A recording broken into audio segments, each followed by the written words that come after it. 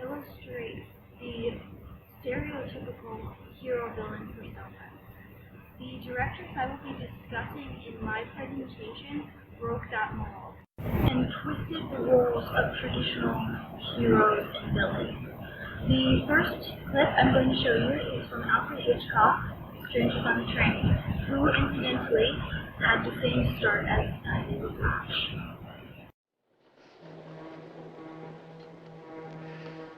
I beg your pardon.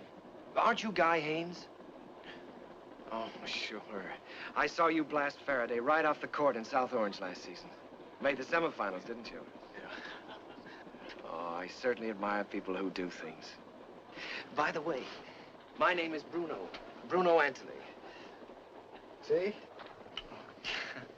Well, I suppose you think it's corny, but my mother gave it to me, so I have to wear it to please her. How do you do?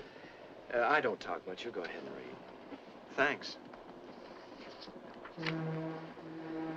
You know, it must be pretty exciting to be so important. Tennis player isn't so important. Oh, but people who do things are important. Now, me, I never seem to do anything. I suppose you're going to Southampton for the doubles. You are a tennis fan. In the clip you just saw, the villain, Bruno, is not a disgusting, repulsive man with a mustache. He is a young, idealistic man who is able to connect well with other people and take them in. In Hitchcock's movie Shadow of a Doubt, the villain has the same characteristics without the side of crazy eyes. In Hitchcock's movie Rear Window, the villain is the salesman across the way. They are normal people every day. That's Hitchcock's point, is that anyone could be a villain. Ford has a similar idea of villains, though he uses a method of making the villains deceptively obvious. They are the Indian, or the loud guy with a gun and a threatening demeanor, when in fact those villains are merely catalysts for people to show their true colors. They are generally the people closest to us in the movie, such as Ethan from The Searcher, who merely needed some sort of catalyst, such as the Indians taking his meat, in order to show what he would do out of hatred. I'm going to show you a clip from Stagecoach that illustrates this. Get the leader!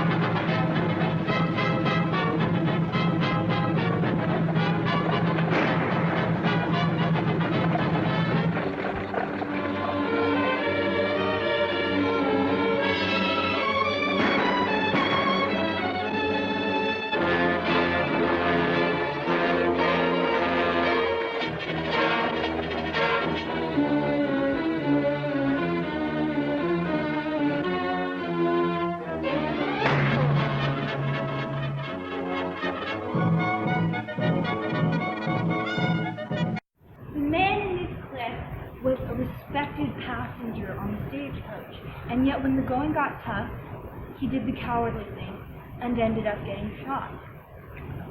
Like Ford, Capra's villains are deceptively apparent, when in fact they're a little less subtle.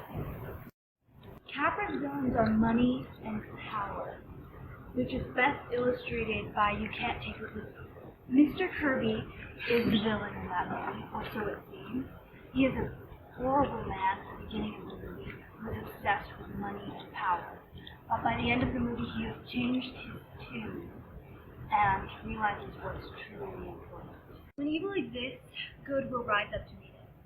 In these directors' movies, the heroes are just as interesting and varied as the villains. In Hitchcock movies, like his villains, his heroes are average people.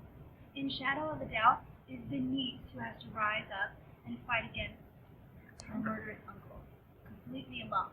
In Strangers on a Train, it is Guy, who is merely being kind to a stranger, who ends up in a murder case with no way out. Sports heroes are less than a hero. They're more likely tough men with some sort of combat training. But their defining feature is that they aren't showy, and they will do what is right, no matter the consequences. In an interview with the BBC, Ford states that it is the quiet little man who generally does the brave things. Slinger, you out here? I'd say that was Liberty Valance there now. Wouldn't you? Yes, I would. We'll be seeing you, Mr. Stoddard.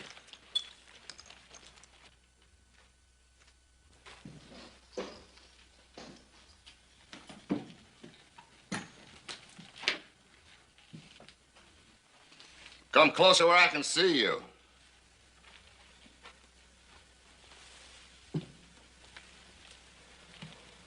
Get out of that shadow, dude.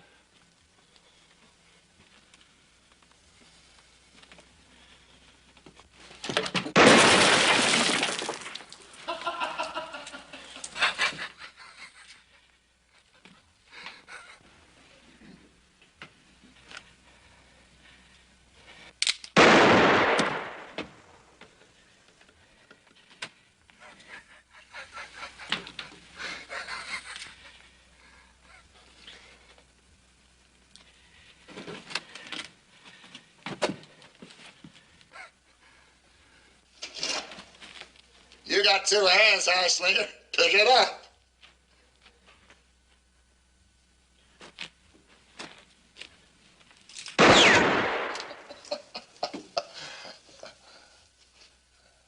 In this clip, Ransom Stoddard has just seen Mr. Peabody bloodied and beaten by Liberty Valance. And he goes out to meet him, knowing that he will die, and yet he does it anyway because he knows it's the right thing to do. Capra's heroes have a similar quality. They do the right thing whether the odds are entirely stacked against them. They fight for the lost causes.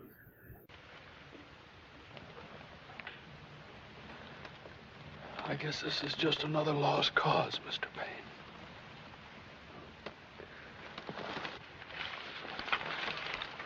All you people don't know about lost causes.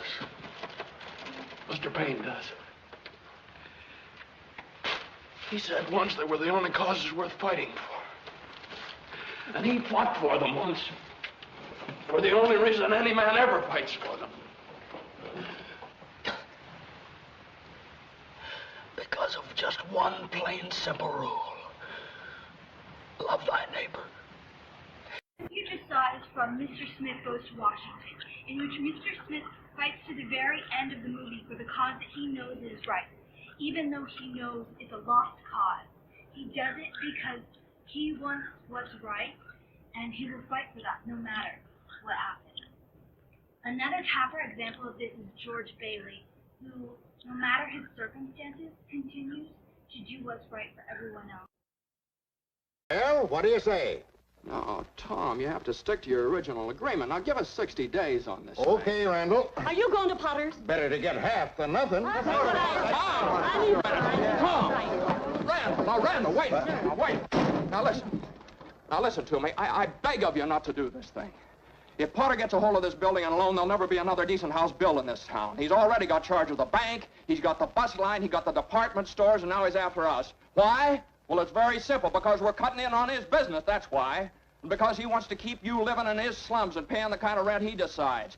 Joe, you had one of those Potter houses, didn't you? Well, have you forgotten? Have you forgotten what he charged you for that broken-down shack? Here, Ed, you remember last year when things weren't going so well and you couldn't make your payments? Well, you didn't lose your house, did you? You think Potter would have let you keep it? Can't you understand what's happening here? Don't you see what's happening? Potter isn't selling, Potter's buying. And why? Because we're panicky and he's not, that's why. He's picking up some bargain. Now, we can get through this thing all right. We've got to stick together, though. We've got to have faith in each other. But my husband hasn't worked in over a year, and I need money. How am I going to live until the bank opens? I got doctor bills to pay. I need cash. I can't keep my kids on faith. I've got to have... How much do you need? Hey! I got $2,000. Here's $2,000. This will tide us over to the bank reopens. The heroes and villains in these movies are not quite stereotypical, and yet they fit the criteria, and Hitchcock, Ford, and Capra were able to use them to create the world as they saw it. Hitchcock sees the world as a magical, mysterious place where anything could happen.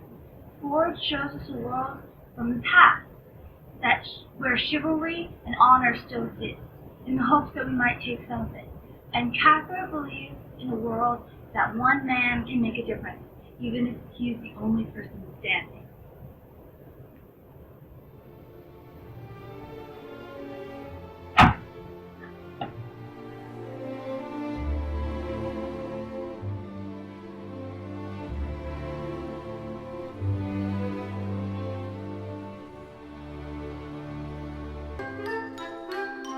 Yeah.